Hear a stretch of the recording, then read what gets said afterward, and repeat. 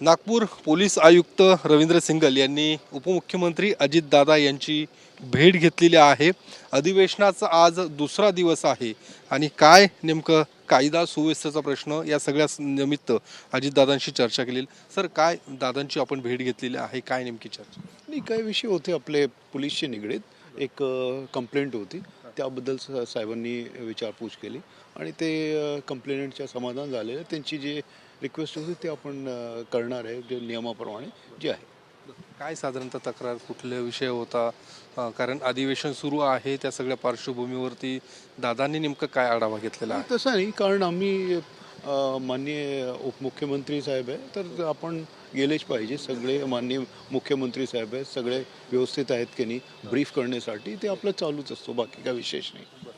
Sir, अधिवेशन चालू आहे, सगळे आमदार राज्यातले मंत्री आज म्हणजे नागपूरमध्ये 2 दिवसांपासून आहे। नेमकं काय सर सुरक्षेचा आढावा संपूर्ण अधिवेशनाच्या संपूर्ण कार्यक्रम? आपण 24 तास जे संपूर्ण यंत्रणा कामावर आहे आणि सेफ्टी सिक्युरिटी मोठा मुद्दा आहे आणि तो मेन मुद्दा आहे आणि त्या अनुषंगाने आपण काम करतोय।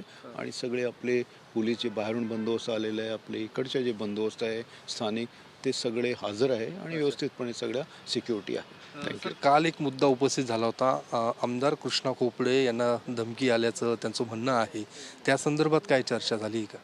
नाही, असं काही नाही, ते आपण बघतो, कारण काय विषय आहे ते आपण नियमाप्रमाणे कारवाई करू। दादांनी काही त्या संदर्भात चर्चा केली? नाही, असं काहीच नाही। पण त्यांचं जे काही म्हणणं होतं की मला धमकी आली किंवा त्यांनी काय विषय नाही, माझ्याकडे त्याच्याबद्दल काही माहिती नाही। आपण बघू ना, आले तर आपण नियमाप्रमाणे कारवाई करू ना। असं कोणी जर इलिगल काय असं असला तर ते आपण नियमाप्रमाणे कारवाई करतो। थँक्यू। तर रवींद्र सिंगल यांनी अजितदादांची भेट घेतलेली आहे आणि नेमकं कायदा सुव्यवस्थेचा आढावा आणि दादांची देखील या सगळ्या संदर्भात चर्चा केलेली आहे। कॅमेरामन रोहनसह मी योगेश बोरसे, TV9 मराठी, नागपूर।